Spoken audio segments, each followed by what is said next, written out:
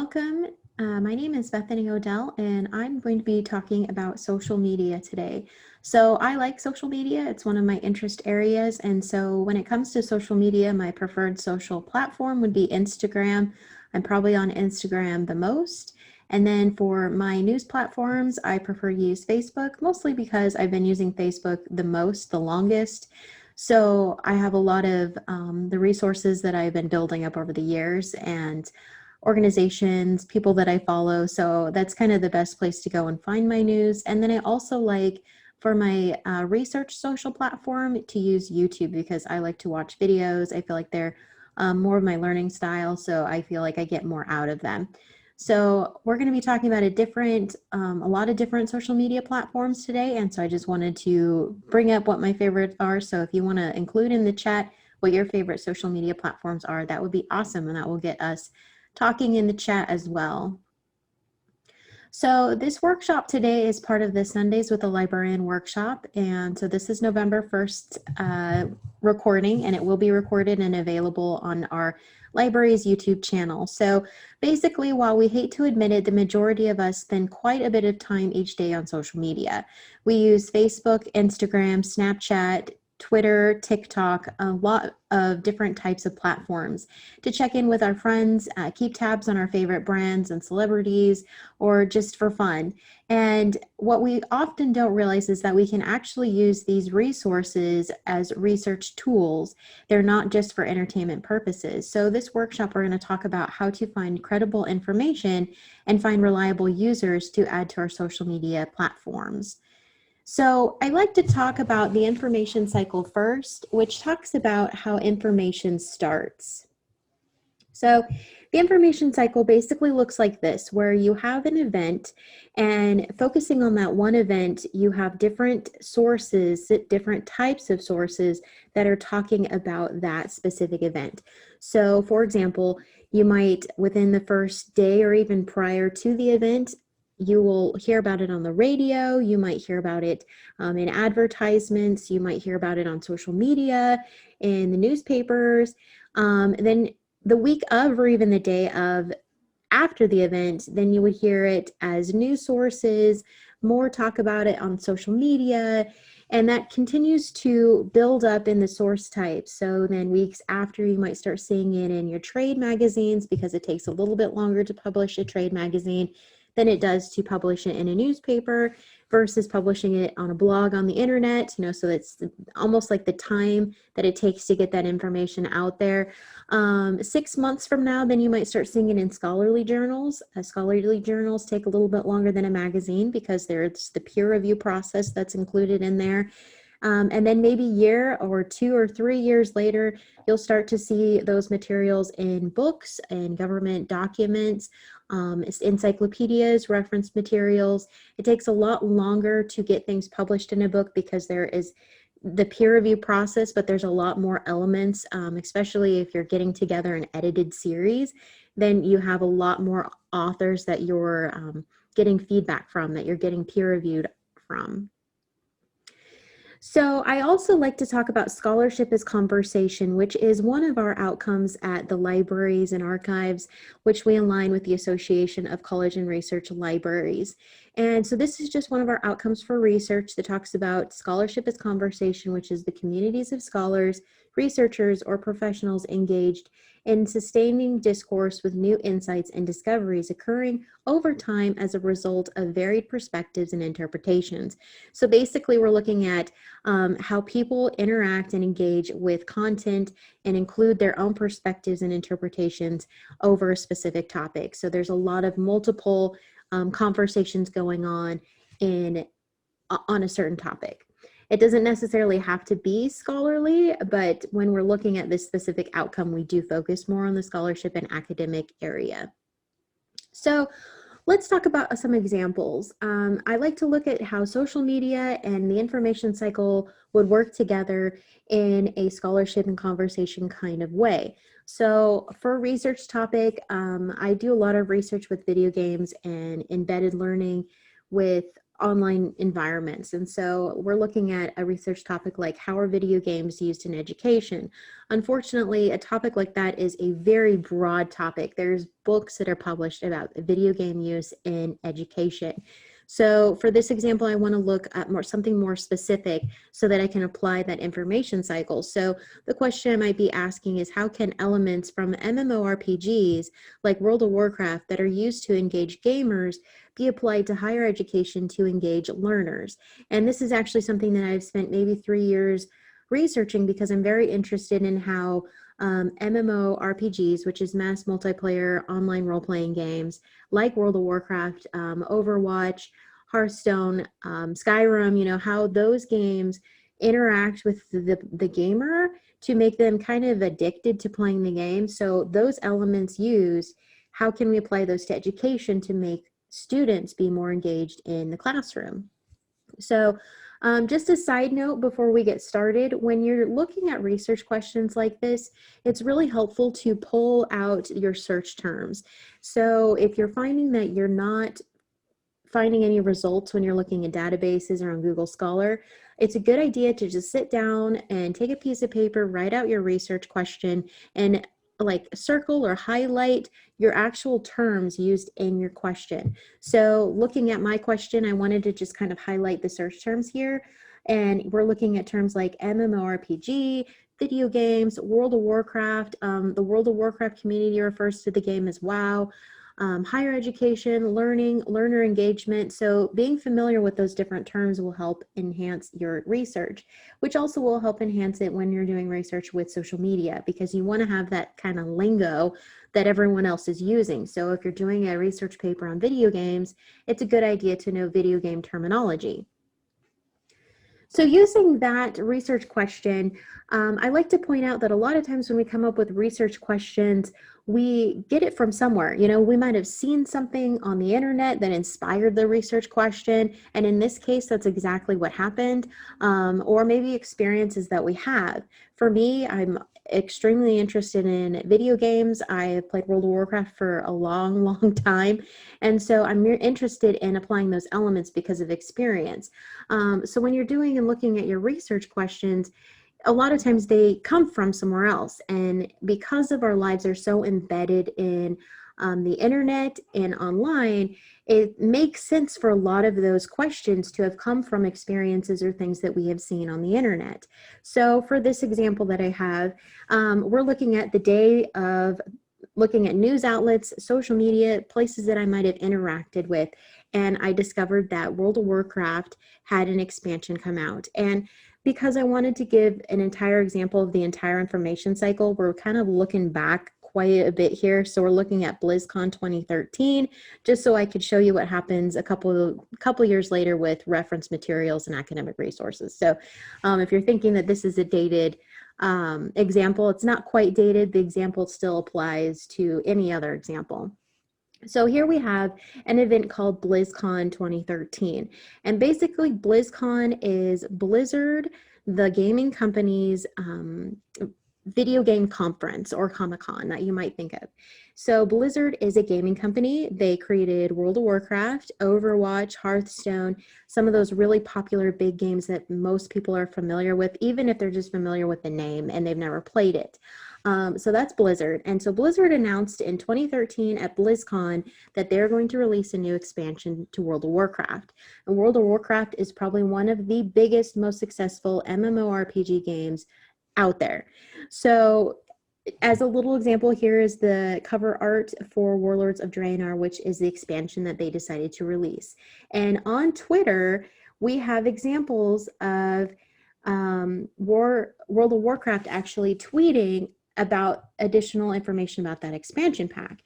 And down here, we have the scholarship is conversation, where we have users interacting with the original author, which is World of Warcraft, and talking about that content. So they're engaging with each other about basically the expansion, and what they're talking about here is the leveling cap that they've increased, which now that we're about 5 years later, 7 years later, somewhere like that, we look at that and this actually is not even close to being is where we are right now. So it's kind of funny seeing this from a different perspective. But here we have that engagement and conversation with these different sources, and it's all being held on social media, which is on Twitter. So going back into the information cycle, we're looking at weeks to months later, where the expansion has finally come out, it's finally been released, and people are playing it and talking about it. So you have bloggers talking about it, you have streamers on Twitch probably streaming it, maybe not in 2013, but maybe now it would apply to the same example, but today's world society. So we have a blog right here. Blizzard burned its biggest fans with World of Warcraft, Warlords of Draenor. And this is a blog post that I had found from a gaming platform that I follow on Facebook. So I immediately was interested in it, clicked on it because I, being a person that did not like this specific expansion, found this to be a really interesting article because it talks about this being one of the most expensive expansions that came out with the lowest amount of additional content included. So that's another engagement with social media on a different platform and a different resource type. This is a blog, this is a journalist. And then going even further, we're looking at years later where we're actually finally getting into the academic resources. And so this could be months to years later. And we have an article here, Social Game Elements in World of Warcraft, Interpersonal Relations, Groups and Organizations for Gamification Design. This is an article that talks about World of Warcraft elements specifically. And then here we have a book that was published, Graduate Skills and Game-Based Learning Using Video Games for Employability in Higher Education.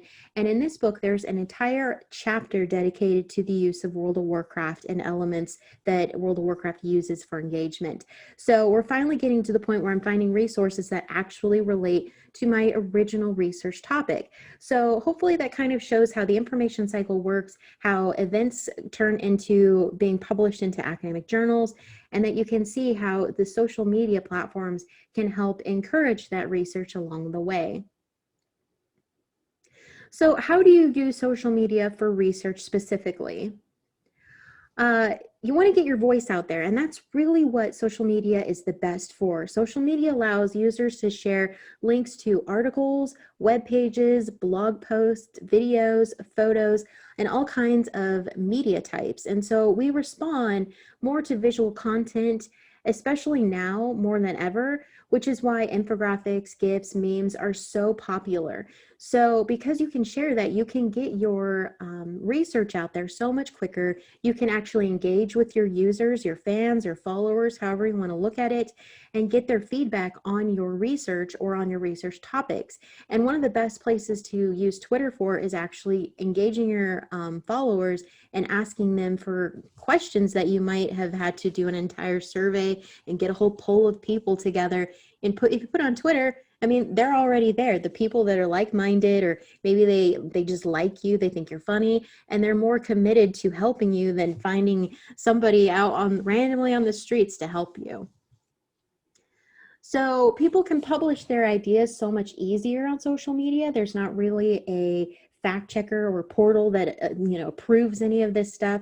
So instead of waiting for publishers to accept work, professionals can actually publish their content and share it via social media. So that has changed the publishing world so much, especially with self-publishing, because authors now have Twitter accounts and Instagram accounts, and so they're sharing and promoting their own work without having to have a publisher or agent involved. Now, are they as successful? Not all of them, but there are definitely authors out there that have been very successful with using social media to get their content out there. And I'm just not just talking about, fiction writers or anything. I'm talking about actual academic scholars. And so what we have to be aware of is that not everyone that publishes things on the internet is considered credible or is considered a professional. And if you're interested in where this kind of gets in more with fake news, we have a workshop on this workshop series about fake news where I cover that. And also there is IT is doing a part of their cybersecurity month. They're talking about fake news and just making sure that you're finding credible information. So this is where that kind of comes in, and we have to be cautious about what we're using. So I like to talk about Twitter because it's probably the easiest one to access without getting an account. With Instagram, a lot of times you have to have an account. Facebook is getting better where you can look at things without being logged in, but in order to engage with it, it's a little bit harder. So for the most of this example, I want to talk mostly about Twitter, but the elements I'm going to talk about and the different steps, they can still apply to Facebook, Instagram, Snapchat, YouTube, really any platform. So Twitter specifically has 330 million active monthly users.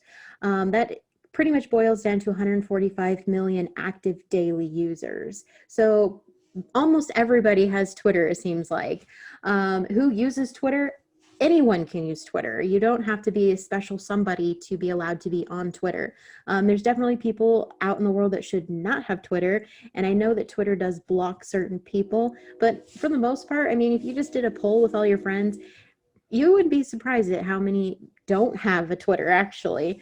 So looking at Twitter as a platform for research, you want to look for institutions, you want to look for organizations, and you want to look for credible people, credible authors. So as you're doing your research, keep in mind of the sources that are being cited in the actual academic journals that you are looking at. Look for those authors. Do they have their own Twitter page? What do they talk about on Twitter? What organizations are promoting this research? And if there's institutions, a lot of educational higher ed institutions post content like this. So for my example, I wanted to talk a little bit more closer to home here. We're talking about Emporia State. So our library has a Twitter. Mostly our Twitter focuses on promoting workshops that we have that are available. Their Emporia State University has a official Twitter page, and it posts everything. Anything that is connected to the university. They retweet some of our workshops. They talk about, some of the sorority and fraternities on campus. So that's kind of like the larger parent Twitter of all of the small ones that we have on campus. You have organizations. So we have the Community Hornets. That is for Hornets that want to do community service and do better on campus and help serve the community. And then you have the Eat Emporia at the Table initiative, the food insecurity initiative that's going around on campus the last year and a half or so. So they have their own Twitter pages, and those are organizations that are technically separate from Emporia State. I don't want to get into like the logistics, I guess, of it, but they can have their own Twitter page because they have their own mission statement, they have their own goals and purposes.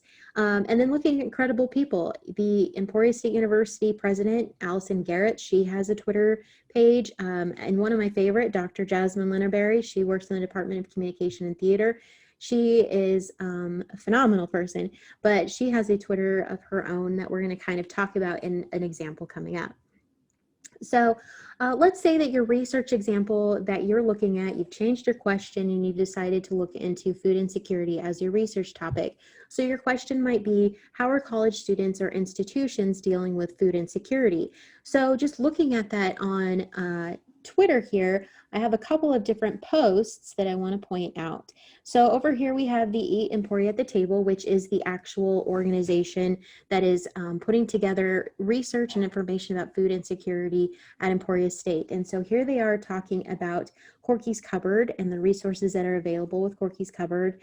You have Dr. Jasmine Linnerberry here, who is promoting Can COVID, which is kind of a spinoff of Can the Bods that we usually do. And so Can COVID is what we're doing here in 2020. And so she's sharing that as well with some of the hashtags that would be really popular for if you wanted to do additional research. I think specifically the one here, she is tagging the EAT initiative, which is this Twitter here, the Emporia at the Table. And then of course you have ESU's Association of Student Governance, and they're sharing the same tweet, which is being retweeted by Allison Garrett, the president of Emporia State University. So that tells you right away that there are some credible resources. The president of the university is obviously credible because she's the president. She has these resources available to her that she's promoting. You have Dr. Jasmine Linnerberry, who is the co-founder of the Emporia at the Table Eat initiative. And so, of course, she would definitely be a credible source to this content here. And so they kind of are all building off of each other. Now, maybe you don't get all of that background information right away from looking at these Twitter feeds. I get that because I know how this works, having worked with the initiative. So I know kind of how those layers work. But I think that as you're reading through these tweets, and if you're obviously following them, eventually you would catch on to those other little minor details. So you want to beware of fake news, though. Fake news is everywhere, and it is definitely on Twitter, on Instagram, on Facebook. And so we need to be really careful about what we are seeing, even if we think that it is credible. I think the example that I have here is really kind of interesting with the elections coming up, because here we have people posting about how the three red banners, I think they're calling it banners, not bars, the three red banners are connected to socialism. I think that was what I was reading. Yeah, socialists. And they're basically implying that Joe Biden is promoting socialism because of his banners and that kind of stuff. So here you have people who are even getting retweeted by some of their followers and even getting likes. Like this one has 196 likes, this one has 45. So they're sharing and then just spreading that fake news around. So how do you know if something is fake or not? Well, there's a lot of resources that help you evaluate if the content is true or not. And one of my favorite places to get fact checking is Snoops. And I talk about this in my fake news workshop. So if you're more interested in that, we'll link it somewhere, or it is available on our YouTube channel. But just an overview of how Snoops works is here we see the Snoops article that is addressing the question, is Biden's logo a reference to China's three red banners, and what the claim is, and that it is false. And the nice thing is I saw this because it's on Twitter and I follow them on Twitter. So I saw this pop up and what their claim was, and that they already marked it as false. So if you were doing a search on the three banners, and unfortunately they didn't hashtag it here, so I don't know how people would find it as easily, but I did find it when I just did a search for the three banners in Twitter. So it does pop up, and that you would eventually be reading through, and then you see that there's actually content that's saying that it's not true. I wanted to talk a little bit about Snoops here in this conversation because I wanted to pull up their kind of, it's not really terms of agreements, but kind of basically how they work. And so here we have their statement for how they start their research, that they typically try to contact the original source when they are doing their research for fact checking, but then also that they attempt to use peer-reviewed journals, government agency statistics, and things like that that are more of a higher credibility than just finding a blog on the internet, so that they're using credible resources when they are sharing how and why it's not true, or if it is true. So of course, don't forget to cite your research. I think that is one of the biggest problems that we see with social media, because we think when we're doing research that our research implies books and news articles and academic journals, that we don't think that just because we saw it on social media that we have to cite it. That is wrong. If you see anything and you're sharing anybody else's information, you should always cite. And if you're not sure if you should be citing it, then go ahead and cite. I mean, you can always just be wrong rather than right, or right rather than wrong, or something like that. So I have some examples of what it looks like to cite a social media like tweet in APA and MLA, and you can kind of see that the basic is you have your username, that is the main focus, the tweet itself, and then the date that is being shared. I think that with MLA, it's interesting that they also want to see the time, which can come in handy if you're looking at somebody who posts multiple times a day, such as people in politics right now that really love to be on Twitter. If you're never sure how to cite something, one of my favorite resources for citing in MLA and APA is Excelsior Online Writing Lab. There's a lot of examples, and they're the most current with the 7th edition and 8th edition. So 7th edition APA, 8th edition MLA, but also you can chat with a librarian at ESU. So we have a chat on our homepage, and if you just go into that chat, you can copy and paste your citation into that and say, I'm trying to figure out how to cite this social media post from Twitter. Can you help me? Is this correct? How is it incorrect, and we walk you through that. And our library GAs are also trained, so really anybody that monitors that chat is trained in understanding how to find the information to help you. I think the other really big thing that we see with social media and sharing things on social media is we get content where it's just passed around so rapidly that we lose sight of the original source itself. And that's really frustrating as somebody who is a content creator and is sharing their content on those social platforms. And so here is an example that I use that I actually found on my own Facebook page, where this is a user that posted this Dollar General deal. If you're interested in couponing, I'm kind of interested in couponing, so a very large majority of my Facebook content is couponing stuff. But here is a post where the person just basically said NMP, which means not my post. And they didn't give any credit to the original source. They didn't even mention the original source. I like that they basically are like, I didn't make this, but they didn't share who did. And that's very frustrating because then you don't know, if you found this to be helpful, how do you follow that person? How do you know to say thank you? How do you know if they're even a good source to follow? So because I follow so many of these users, though, on my Instagram, I actually had I followed this actual person that did create this, and I was able to find the original source. So sometimes it's really hard to find the original source of a resource on Instagram, Twitter, Facebook, on all those, because people just share it. Sometimes they even copy it, save it to their phone, and then upload it instead of sharing it directly from the original source.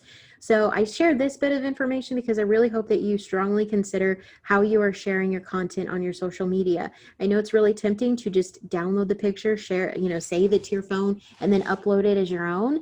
Even if you're saying it's not your post, I feel like it's so much more ethical and kinder to just share it from the original person so that they still get the credit, they still get the views, they still get the content, and they get the followers for people that are finding this information. So that is basically everything that I have about social media. I mean, there's so many elements and things to talk about, but this is supposed to be a short workshop series. So I wanted to keep it pretty brief and just focusing on the elements of how you would search. So if you have questions or you want me to dig deeper, I can do one-shot appointments and talk about, using Instagram or using YouTube or even Pinterest. My email is right here, and this is my phone number. And I will stay in the chat for about 5 more minutes if you would like to ask any questions to follow up with, or if we're having a conversation right now so that we can continue and finish out the conversation. So thank you for joining me today, and these are my sources.